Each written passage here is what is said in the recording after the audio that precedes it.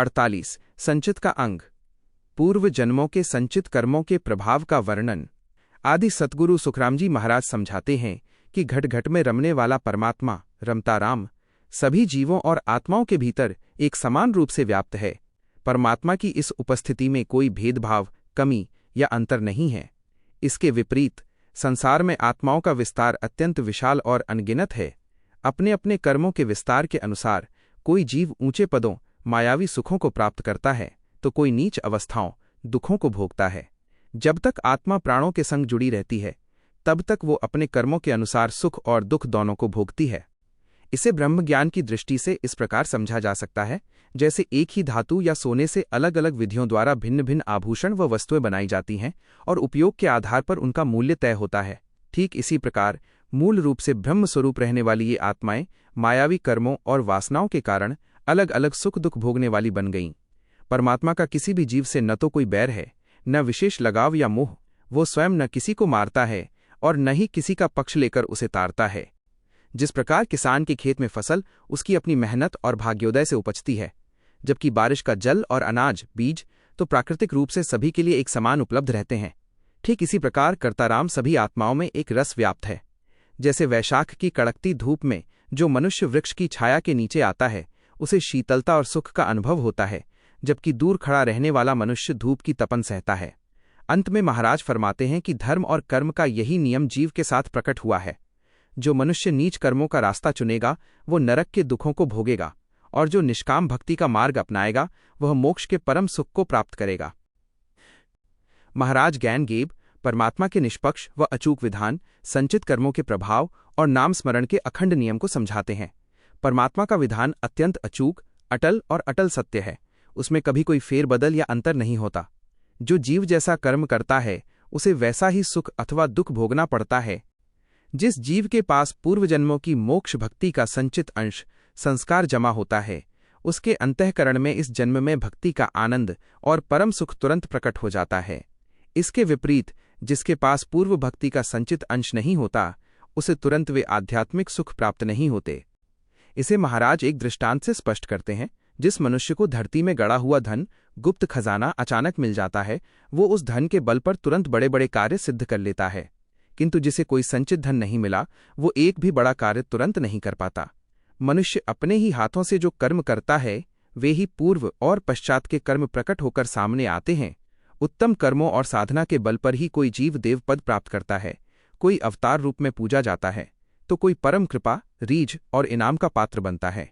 यहाँ तक कि विष्णु पद जैसी उच्च पदवियों की प्राप्ति भी धर्म मार्ग और साधना रीति के अनुसार किए गए कर्मों का ही परिणाम है।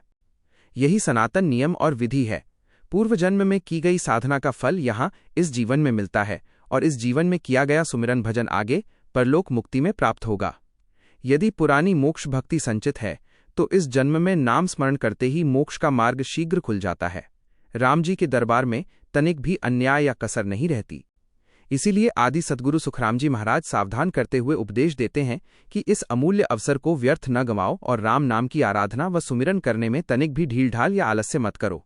आदि सद्गुरु सुखराम जी महाराज दृष्टांतों के माध्यम से पूर्व जन्मों के संचित कर्मों, निष्काम भक्ति के फल और परमात्मा के अटूट न्याय का रहस्य समझाते हैं। यदि पहले की भारी बारिश से भूमि में पर्याप्त नमी हो तो बाद में थोड़ी सी भी बारिश होने पर शीघ्र ही नदी नालों में बाढ़ आ जाती है। इसके विपरीत यदि भूमि सूखी हो तो आरंभिक जल जमीन ही सोख लेती है और बाढ़ नहीं दिखाई देती, किंतु वही जल आगे चलकर भूमि को तृप्त करता है। ठीक इसी प्रकार यदि पूर्व जन्मों की भक्ति का संचित संस्कार हो तो इस जन्म में थोड़ा सा प्रयास करने पर भी भक्ति शीघ्र रंग लाती है। यदि पूर्व संस्कार न भी हो तो इस जन्म में किया गया भक्ति का प्रयास निष्फल नहीं जाएगा, वो संस्कार बनकर अगले जीवन में शीघ्र फल प्रदान करेगा। इसलिए मनुष्य को सावधान होकर भक्ति मार्ग में तनिक भी आलस्य या कसर नहीं छोड़नी चाहिए, क्योंकि किया गया एक रत्ती या मूंग के दाने जितना भी निष्काम सुमिरन कभी व्यर्थ नहीं जाता। महाराज खेत की मजदूरी का सुंदर उदाहरण देते हैं कि यदि कोई मजदूर खेत में जाकर केवल थोड़ा सा काम करता है तो किसान उसे उसी दिन पाव भर या सेर भर अनाज देकर उसका हिसाब चुका देता है, किंतु जो मजदूर पूरे खेत की फसल कटाई से लेकर उसकी साफ सफाई तक का सारा दायित्व संभालता है उसे रोज थोड़ा थोड़ा न देकर अंत में उसकी पूरी मजदूरी एकमुश्त पैसों के रूप में दी जाती है। अतः निरंतर साधना करने वाले साधक को थोड़ा सा साधन करके तुरंत सांसारिक फल पाने वाले जीवों को देखकर दुखी या उदास नहीं होना चाहिए। सकाम साधना करने वाले थोड़े लाभ में ही अपना फल चुका लेते हैं, जबकि निरंतर निष्काम भक्ति करने वाले साधक की कमाई जमा होती रहती है और उसे अंत में मोक्ष रूपी महान फल प्राप्त होता है। इसी प्रकार कोई सेवक किसी राजा या मालिक की सेवा करता है। जो सेवक हर महीने अपना वेतन उठाकर खर्च कर लेता है, वर्ष के अंत में उसका कोई बकाया नहीं बचता। किंतु जो सेवक अपनी पूरी साल भर की चाकरी जमा रखता है, राजा वर्ष के अंत में उसका पूरा हिसाब करके उसे एकमुश्त भारी धनराशि चुका देता है।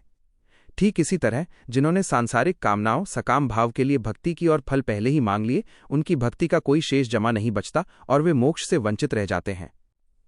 मोक्ष तो केवल उसी निष्काम साधक को मिलता है जिसने बदले में कभी कोई संसारी सुख नहीं मांगा। अंत में महाराज चेतावनी देते हैं कि मालिक की चाकरी, भक्ति में की गई कोई भी ढील, अपराध या बिताया गया व्यर्थ पल परमात्मा से छिपा नहीं रह सकता। आदि सतगुरु सुखराम जी महाराज फरमाते हैं कि जो निष्काम होकर निज नाम का रटन करता है, सर्वव्यापी राम महाराज उसकी पल पल की साधना और भाव को भली भांति जानते हैं। आषाढ़ का महीना बुआई के लिए सबसे उत्तम माना जाता है। जो किसान आषाढ़ के महीने में खेत में बीज न बोकर हल छोड़ देता है और व्यर्थ की बातों में समय गंवाता है, उसके सोने जैसे बहुमूल्य दिन व्यर्थ चले जाते हैं। ऐसा किसान अंततः कार्तिक के महीने में फसल न होने पर बहुत पछताता है और दुखी होता है। ठीक उसी प्रकार मनुष्य जन्म रूपी उत्तम अवसर पाकर जो साधक भजन स्मरण छोड़ व्यर्थ के संसार में उलझा रहता है, वह जीवन के अंत में पछताता है। कार्तिक के महीने में वे ही किसान प्रसन्न होते हैं जिन्होंने जेठ और आषाढ़ की भीषण गर्मी व बारिश में दिन रात दौड़ धूप करके परिश्रमपूर्वक खेती की होती है। उसी का फल उन्हें पककर मिली फसल के रूप में दिखाई देता है। इसी प्रकार जो जीव जीवन रहते कठिन साधना और सुमिरन करता है, वही अंत में परम पद और परम आनंद प्राप्त कर आनंदित होता है। जिसने आषाढ़ के सही समय पर बुआई का कोई काम नहीं किया, वो बाद में चाहे कितना भी प्रयास कर ले, समय बीत जाने पर कुछ नहीं हो पाता। महाराज फरमाते हैं कि सही समय पर साधन न करने का ये घाटा, हानि घर में आग लगने के समान है, जो अंत तक पीछा नहीं छोड़ता। वृद्धावस्था या अंत समय आने पर शरीर शिथिल हो जाता है, तब भक्ति का अवसर हाथ से निकल चुका होता है। जैसे खेती की निराई गुड़ाई करने में यदि किसान कोई ढील या कसर छोड़ दे तो वह कमी आगे चलकर फसल को नुकसान पहुंचाती है, अथवा भोजन करते समय यदि आधी भूख छोड़ दी जाए तो वो कसर तुरंत दिनभर भूख के रूप में सताती है। ठीक इसी प्रकार यदि मोक्ष की भक्ति करने में साधक ने थोड़ी भी आलस्य या कसर रखी तो वह अधूरी साधना आगे चलकर मोक्ष प्राप्ति के मार्ग में बाधा बनकर सामने आती है। आदि सतगुरु सुखराम जी महाराज सचेत करते हैं कि दुर्लभ मनुष्य शरीर प्राप्त करके भी जिन्होंने अपने सृजनहार परमात्मा का भजन नहीं किया, वे सभी प्राणी मृत्यु के समय अत्यधिक पछताएंगे। जीवन भर संसारी सुखों में उलझे रहने के कारण अंतकाल में केवल हाथ मलना ही शेष रह जाता है। चाहे मृत्युलोक के मनुष्य हों या देवलोक के देवी देवता, यदि वे परमात्मा की सच्ची भक्ति और सेवा को भूल गए हैं तो अपना पुण्य क्षय होने पर वे सभी अंततः पश्चाताप ही करेंगे। पूर्व जन्मों के शुभ कर्मों के कारण ही किसी को देवपद, अवतार पद या राजा का पद प्राप्त होता है, किंतु जो जीव राम नाम का वास्तविक सुमिरन साधता है वही सर्वोच्च मोक्ष पद को प्राप्त करता है। जिस प्रकार यदि नदी में पहले से जल का बहाव पूर्व मौजूद हो तो थोड़ी सी भी नई बारिश से नदी उफान पर आ जाती है, किंतु यदि जमीन सूखी हो तो आरंभिक बारिश का पानी जमीन सोख लेती है और नदी तुरंत नहीं भरती। ठीक उसी तरह यदि पूर्व जन्मों का संचित भजन संस्कार साथ हो तो इस जन्म में थोड़ा सा भी सुमिरन करने पर भक्ति तुरंत घट में प्रकट हो जाती है। यदि पूर्व संस्कार न हो तो इस जन्म का किया गया अभ्यास अगले जन्म में प्रकट होगा। इसलिए बिना किसी ढील ढाल के पूरी होशियारी के साथ श्वास श्वास में परमात्मा का नाम स्मरण करते रहना चाहिए।